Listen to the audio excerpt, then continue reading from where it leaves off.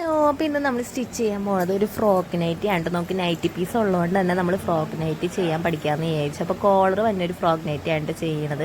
Chinese ഇതുപോലെ ഇത് ഞാൻ തലേ ദിവസം തയ്ച്ചതാണ് കേട്ടോ. വെട്ടലും കാര്യങ്ങളൊക്കെ നമ്മൾ ക്ലാസ്സിൽ ചെന്നിട്ട് തന്നെ വെട്ടിയത്. പിന്നെ വീട്ടിൽ വന്നിട്ട് നമ്മൾ ഷോൾഡറൊക്കെ യൂട്യൂബ് നോക്കിയിട്ടാണ് കേട്ടോ കോളറൊക്കെ കട്ട് ചെയ്തത്. അതിൻ്റെ ഒരു പെർഫെക്ഷൻ അതിനെ കണ്ടാൽ തന്നെ നിങ്ങൾക്ക് മനസ്സിലാവും, അത്ര പെർഫെക്ഷൻ ഒന്നും ആയില്ല. അങ്ങനെ പിറ്റേ ദിവസം നമ്മൾ അടുത്ത തുണിയിലാണ് കേട്ടോ ഈ കട്ടിംഗ് ഒക്കെ ചെയ്തു. ക്ലാസ്സിൽ വെച്ച് തന്നെ നമ്മൾ നെക്കൊക്കെ കംപ്ലീറ്റ് ചെയ്ത് ഫ്രില്ലൊക്കെ വെച്ചായിരുന്നു കേട്ടോ. ഇനി നമുക്ക് പിറ്റേ ദിവസം ചെല്ലുമ്പോൾ കോളറൊക്കെ പിടിപ്പിക്കണം, പിന്നെ അടിയിൽ ഫ്രില്ലൊക്കെ അറ്റാച്ച് ചെയ്യണം. അങ്ങനെ നമ്മൾ പിറ്റേ ദിവസം പോകണം. അപ്പോൾ പാറുവിൻ്റെ മെയിൻ പരിപാടിയാണ് കട്ടിലേക്ക് കയറുന്നത്, ചാടുക എന്നുള്ളത്. അങ്ങനെ നമ്മൾ പിറ്റേ ദിവസം തയ്യൽ ക്ലാസ്സിലോട്ട് പോകണ വഴി നമ്മൾ അവിടെ ചെന്നപ്പോഴാണ് മനസ്സിലാവുന്നത് നമ്മൾ സ്റ്റിച്ച് ചെയ്യാനുള്ള തുണി എടുത്തില്ല. പിന്നെ അത് രണ്ടാമത് പോയി എടുത്തിട്ട് വന്നു. അപ്പോൾ നമ്മുടെ പിറ്റേ ദിവസത്തെ പണി നടക്കുകയാണ് കേട്ടോ. കോളർ അറ്റാച്ച് ചെയ്യാനുണ്ട്, അടിയിൽ ഫ്രില്ലും നമുക്ക് വെച്ച് പിടിപ്പിക്കാനുണ്ട്. അപ്പോൾ 3 മീറ്ററിൻ്റെ നൈറ്റി തുണിയായിരുന്നു. കഷ്ടിച്ച് തന്നെയുണ്ട് നമുക്ക് തുണികളൊക്കെ കിട്ടിയേക്കണത്, അതായത് വിട്ടില്ലാത്ത തുണിയായിരുന്നു കേട്ടോ.